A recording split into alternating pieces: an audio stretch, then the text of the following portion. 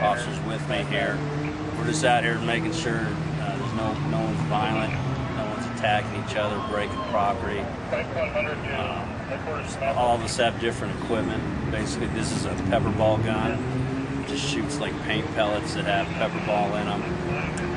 So he's got a 40 caliber. Basically shoots like beanbag rounds.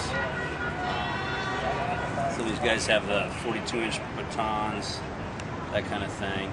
You know, and then other than that, everything else has got CS gas, that kind of thing. What's CS gas? Just for if riots get out of control, just to make people disperse. You ever used any of that equipment before?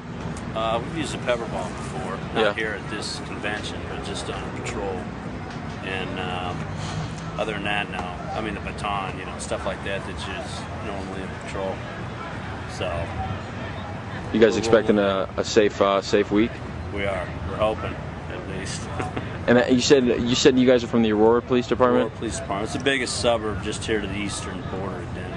And how many of you guys did they send out here? They sent 300 of us out here. Okay. And how big is the Denver Police Department? I want to say Denver's about 1,300 officers. Okay. I don't know. They probably got 1,000 assigned here, maybe 700 to 800. And you've been with the police department how long? 10 years in Aurora. Okay. And who are you voting for? I'm voting for McCain. All right. Thanks, Jeff. So we're basically out here today to take a stand against the war and the torture, and to say that it's up to the people to stop all that, no matter who is the next president.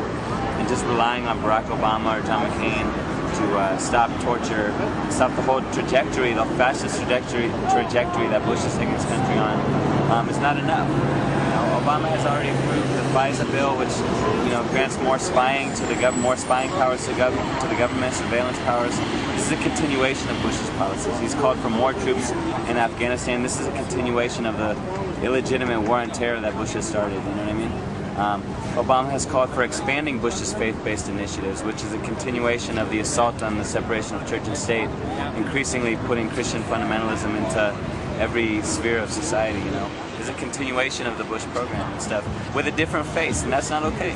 We need we need more radical change. We need the people to get in the street and let our voice be heard and demand change. You know, if we don't demand it, we're not going to get it. What's your relationship been like with some of the other protesters today?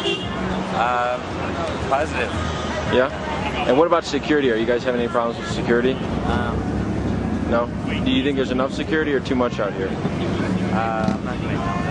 Okay, I'm out here because I support the troops in Iraq. I support the military. I support George Bush taking the war over there.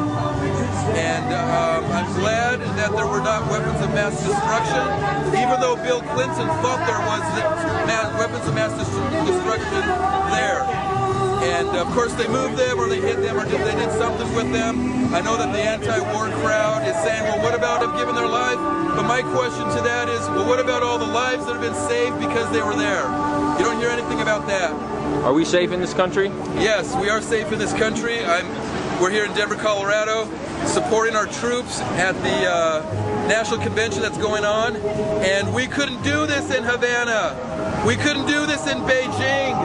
We couldn't do this in Pyongyang. But it's because of our military that's defending our freedom that we have a right to protest. We need to support our troops. Support America. What's your relationship been with like some of the other protesters in the area? I love them.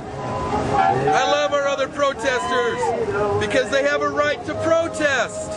They couldn't do that in other countries. That's why we need a strong America. That's why we need a strong economy. That's why we need a strong military to defend those freedoms to protest. Yes, to disagree, great. It's a great release valve. Who wants to have it all pent up inside? Who do we need in the White House?